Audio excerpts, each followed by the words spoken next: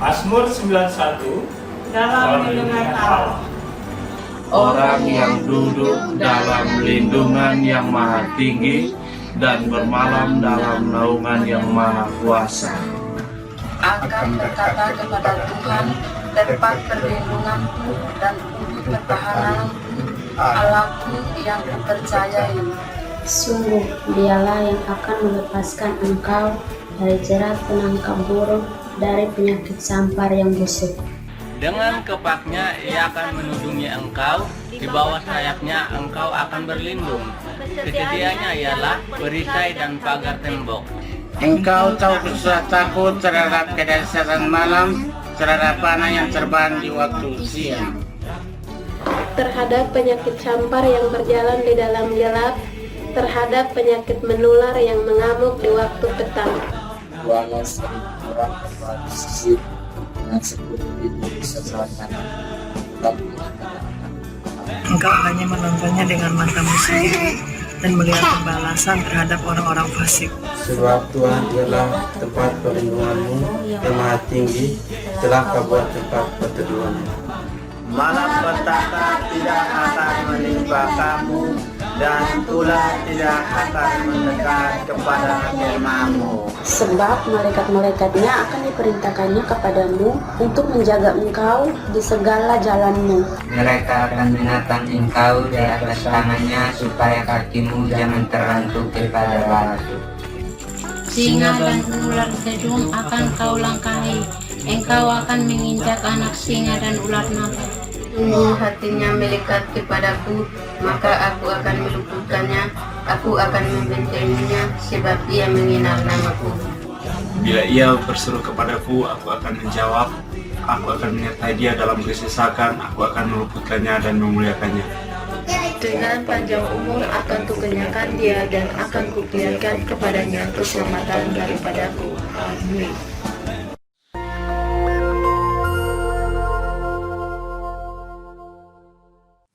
Shalom saudara, tema kali ini kita akan membahas tentang hidup dan cara kematian orang Kristen.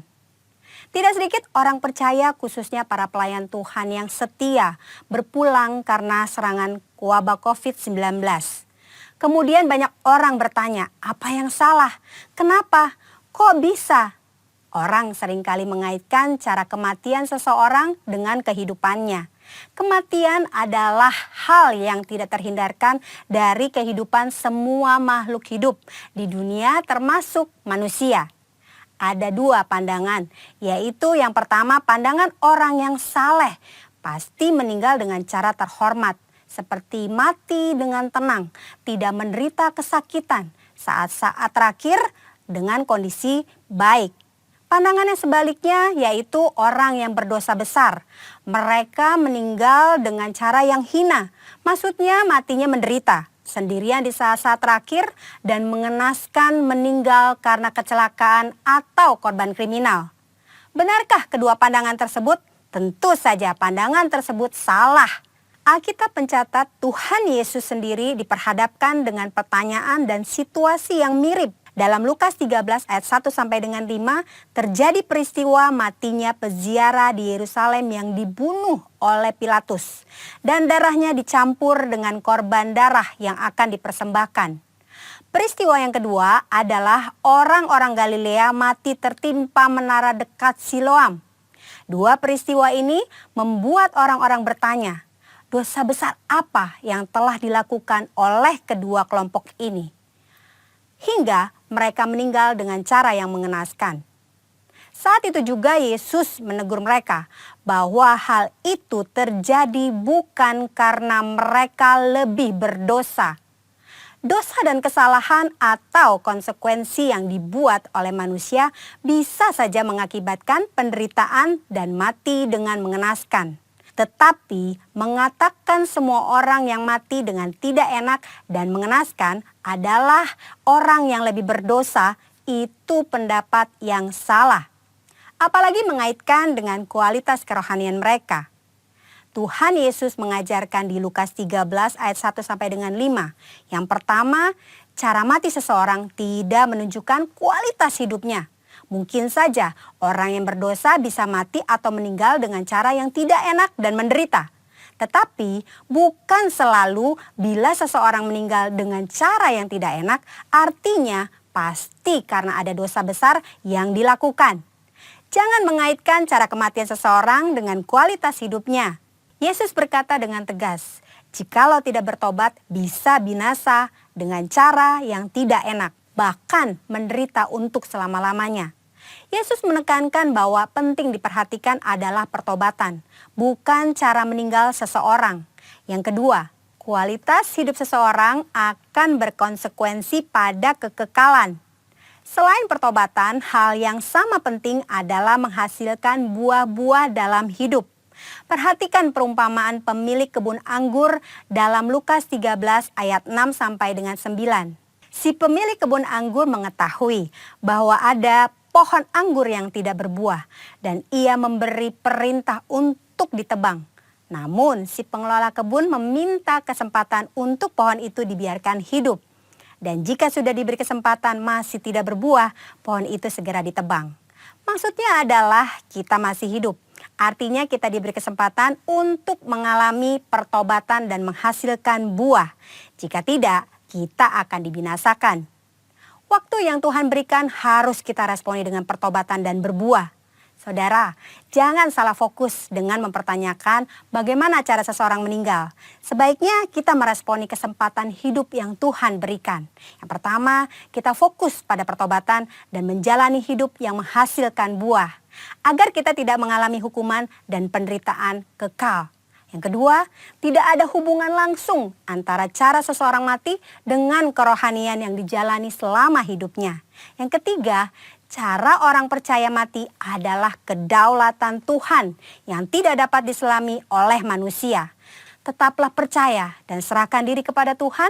Percayalah, tidak ada keputusan Tuhan yang salah. Saudara, kita tidak boleh menilai bahkan menghakimi seseorang melalui cara kematiannya. Sebagai contoh, memperkatakan, sudah rajin beribadah, berpuasa, berbahasa roh, kok bisa mati karena COVID-19? Hal itu tidak ada hubungannya, lagi sangat tidak pantas untuk diucapkan karena tidak menghormati dan tidak sensitif terhadap perasaan keluarga yang ditinggalkan. Mari saudara, kita fokus kepada pertobatan dan menghasilkan buah-buah yang baik selama kita masih punya kesempatan. Tuhan Yesus memberkati.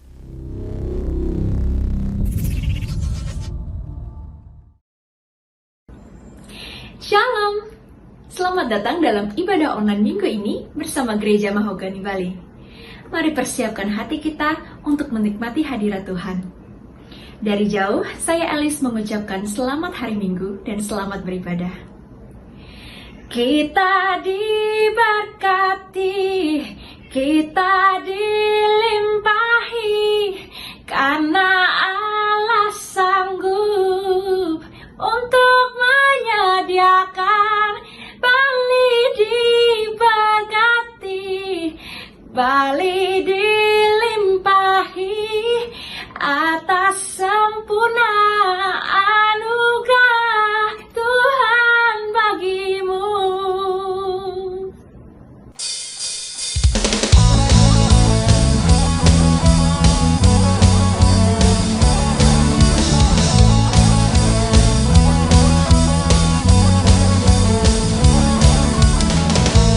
Kasih setiamu nyata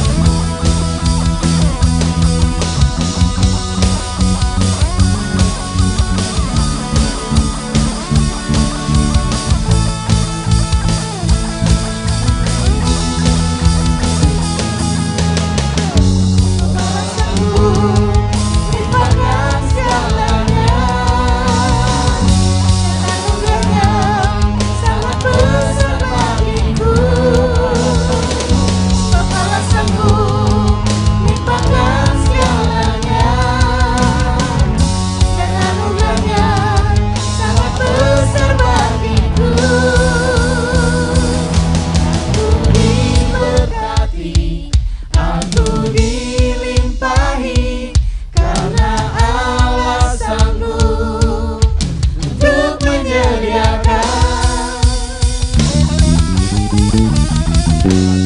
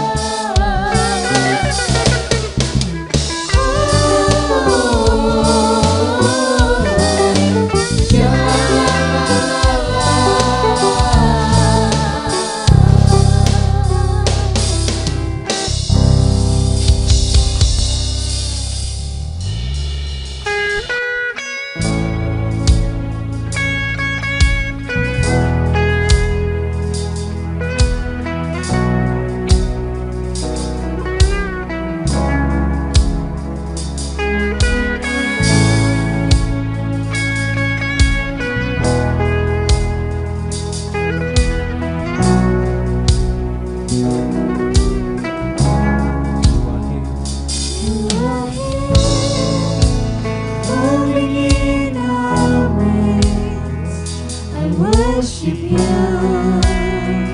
I worship you. You are here, walking in this place. I worship you. I worship you. You are here, walking in our midst. I worship you. I worship you. You are here, walking in this place. I worship you. I worship you. Waymaker, miracle worker, always keep the light in the darkness. My God, that is who you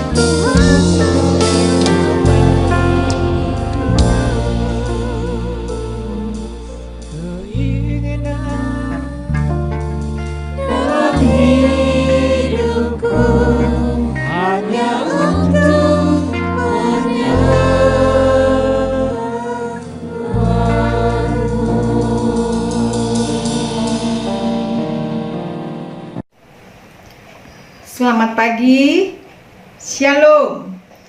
Apa kabar Bapak Ibu, Saudara-saudari, Jemaat GBI Mahogany Bali yang diberkati oleh Tuhan?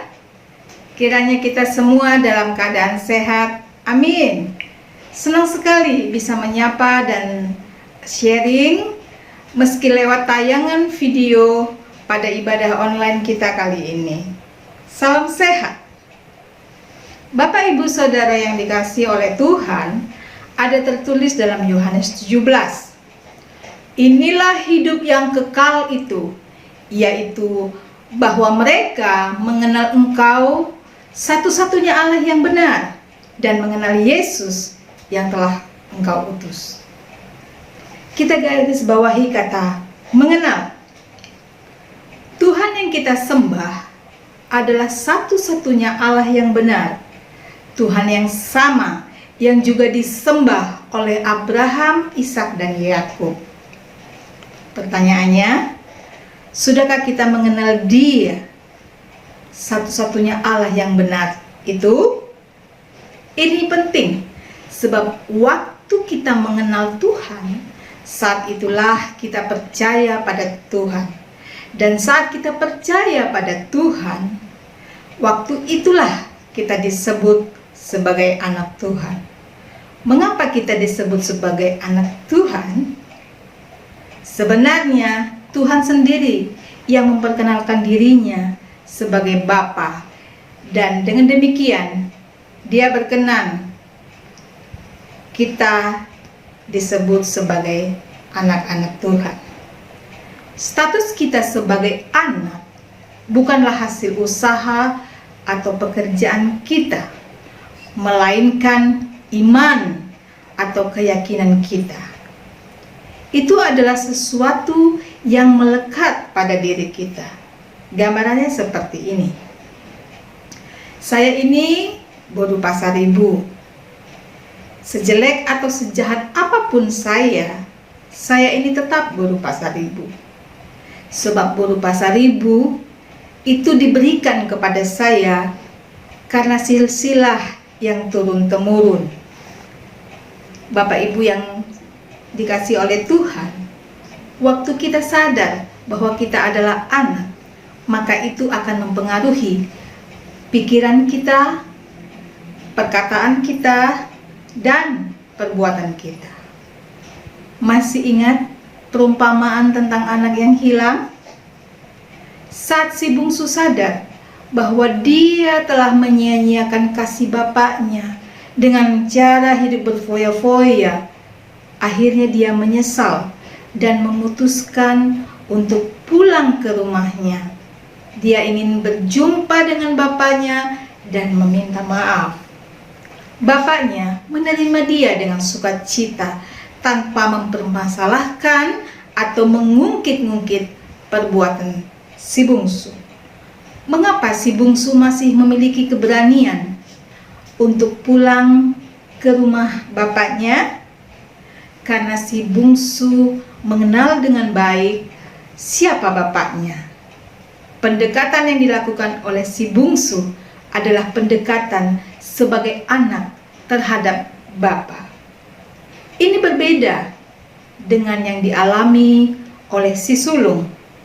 Saat dia tahu bahwa adiknya disambut dengan sukacita dan pesta, dia mulai mengaudit kelakuan adiknya dan menghitung-hitung perbuatannya. Katanya, sudah bertahun-tahun aku bekerja di ladang Bapak. Tak satu perintah pun yang aku langgar, tapi seekor kerbau pun tidak ada padaku. Si sulung menyamakan dirinya seperti seorang pekerja. Pendekatannya adalah sebagai budak atau sebagai seorang upahan, bukan sebagai anak. Budak bekerja untuk mendapatkan upah. Sebaik-baiknya budak bekerja, dia hanya seorang pekerja. besarnya upah yang diterima oleh seorang budak tergantung dari sehebat apa hasil kerjanya. Sedangkan anak adalah ahli waris. Anak berhak mendapatkan warisan, bukan upah. Besarnya warisan yang diterima oleh seorang anak tergantung dari seberapa kaya bapaknya. Dua anak kandung, si bungsu dan si sulung,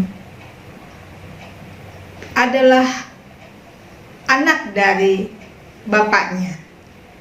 Tapi mereka memiliki perbedaan, yaitu pengenalan terhadap bapak mereka. Pengenalan kita sangat berpengaruh besar terhadap sikap kita. Coba kita bandingkan dengan dua orang murid Yesus, yaitu Petrus dan Yohanes. Petrus pernah merusak hukum fisika yang dibuat oleh Tuhan. Sesungguhnya massa jenis manusia lebih berat daripada massa jenis air. Jadi tidak mungkin manusia bisa berjalan di atas air. Itu adalah sesuatu yang mustahil. Tapi Petrus meminta kepada Tuhan agar dia juga berjalan di atas air seperti Yesus. Apakah Yesus menghardiknya? Tidak. Yesus mengizinkan Petrus mengalami mujizat berjalan di atas air. Tapi tahukah Bapak Ibu Saudara bahwa Petrus adalah tipikal murid yang hanya bangga dengan kasihnya kepada Tuhan. Sekali lagi, kasihnya, yaitu Petrus, kepada Tuhan. Saat Yesus hendak disalib, Petrus berkata dengan beraninya bahwa sekalipun murid-murid yang lain meninggalkan Yesus, tapi dia tidak akan melakukan itu. Petrus sedang memamerkan kasihnya kepada Tuhan yang seolah-olah begitu besar kepada Yesus. Bahkan dengan heroik, Petrus mengambil pedang, menebas telinga orang yang akan menyalibkan dia. Tapi apa hasil akhirnya? Petrus justru berkhianat. Dia menyangkal Yesus dan 3 kali mengaku tidak kenal dengan Yesus. Orang seperti Petrus yang bangga dengan kasihnya, pelayanannya pada Tuhan, ternyata justru tidak tahan uji. Bandingkan dengan Yohanes yang mengklaim bahwa dirinya adalah murid yang paling dikasihi oleh Yesus. Terdengar lebay memang, tapi ada pelajaran penting yang kita dapatkan di sini, bahwa Yohanes adalah tipikal murid yang bangga dengan kasih Tuhan kepada dia. Sekali lagi, yang bangga atas kasih Yesus kepada dirinya. Dan apa hasil akhirnya? Yohanes terbukti adalah murid yang setia. Dia ada di bawah kaki Yesus saat Yesus disalibkan. Bapak Ibu Saudara yang dikasihi oleh Tuhan, pengenalan kita akan Tuhan menentukan mental kita dalam menghadapi kerasnya kehidupan ini.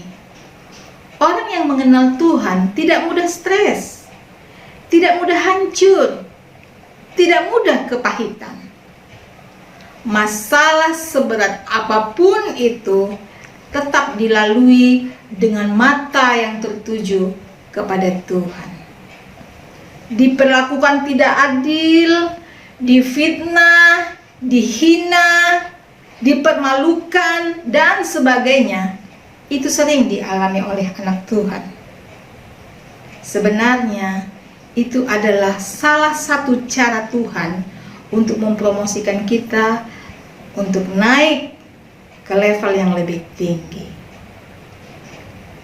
Kisah Daniel di gua singa atau Yusuf yang dijual dan dipenjara adalah bukti bahwa orang yang mengenal Tuhan pun meski tetap punya masalah, tapi mereka memiliki kemenangan.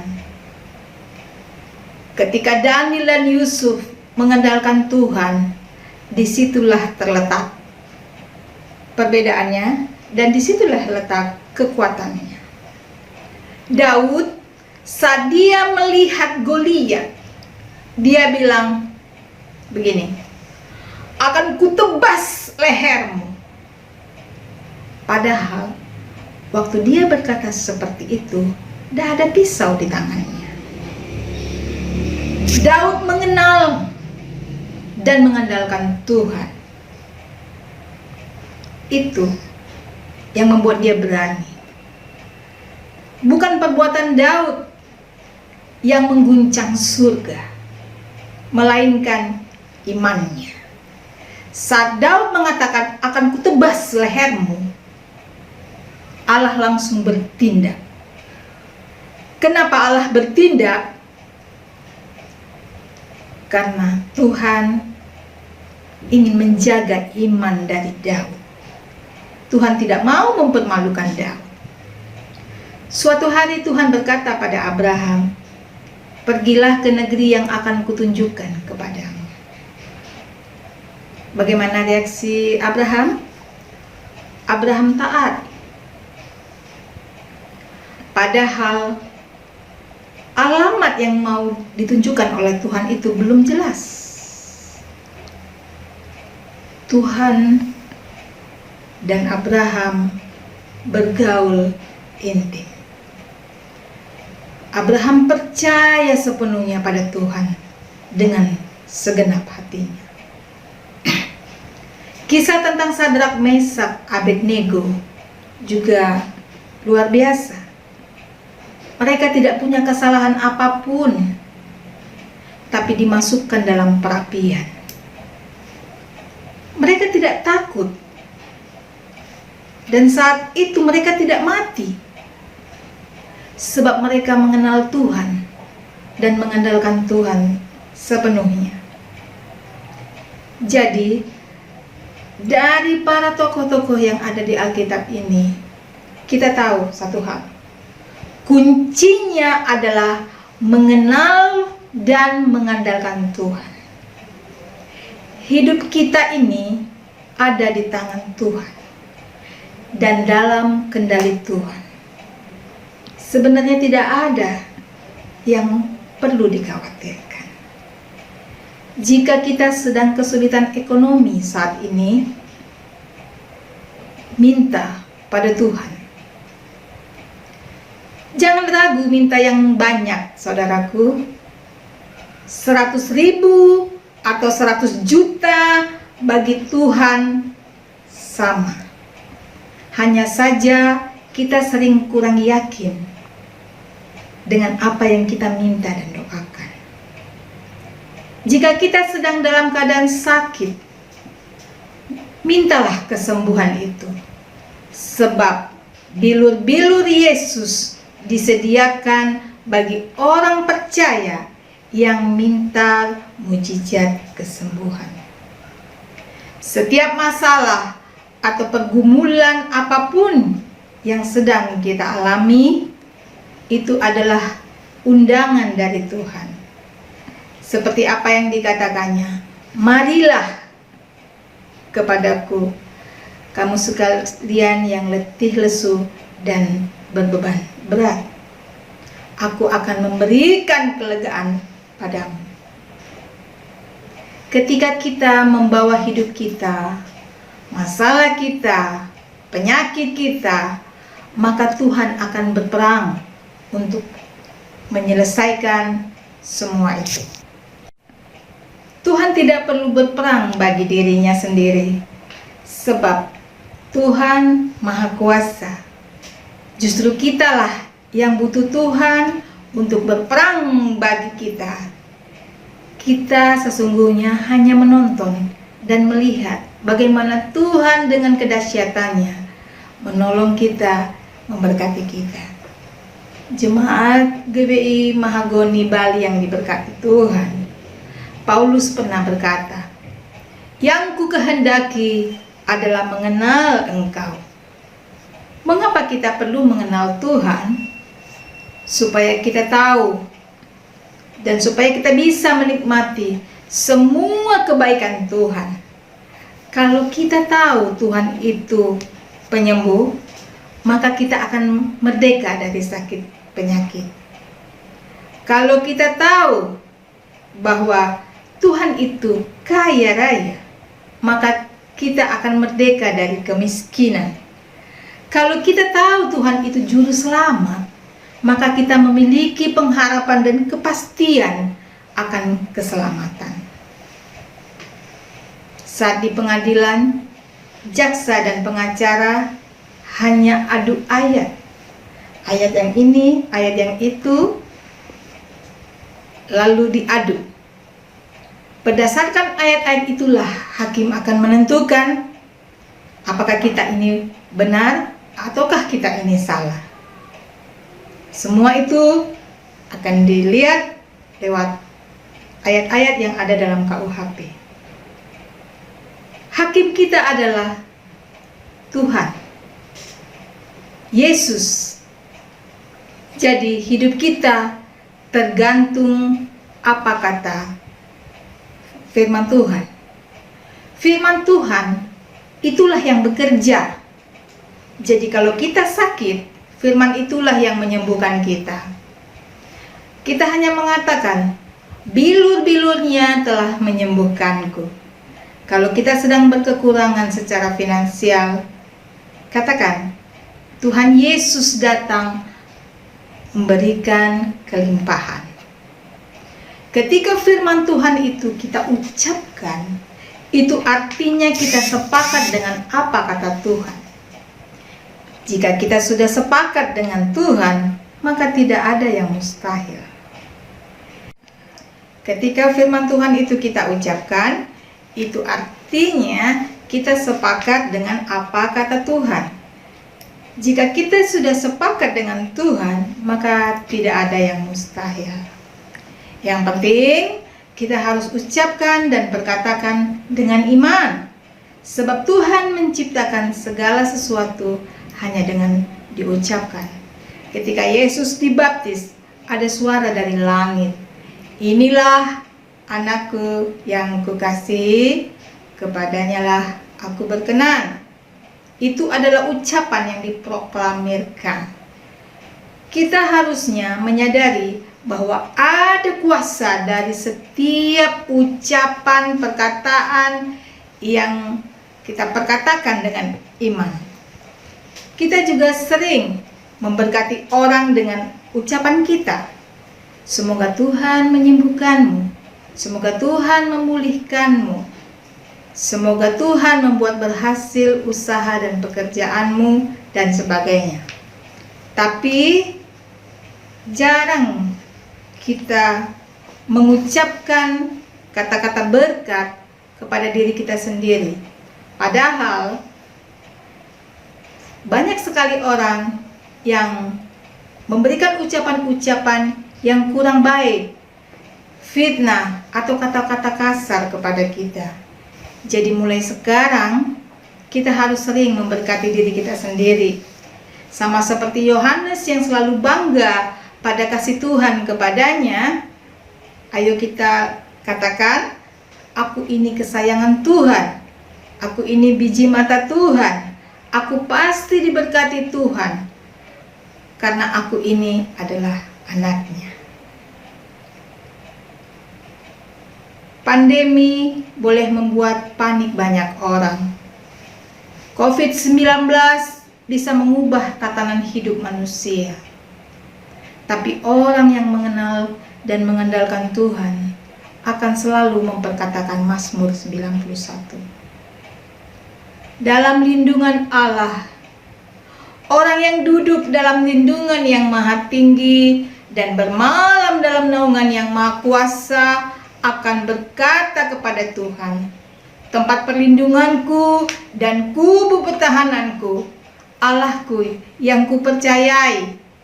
Sungguh, Dialah yang akan melepaskan engkau dari jerat penangkap burung, dari penyakit sampar yang busuk. Dengan kepaknya Ia akan melindungi engkau. Di bawah sayapnya engkau akan berlindung. Kesetiaannya ialah perisai dan pagar tembok. Engkau tak usah takut terhadap kedahsyatan malam, terhadap panah yang terbang di waktu siang, terhadap penyakit sampar yang berjalan dalam gelap, terhadap penyakit menular yang mengamuk di waktu petang.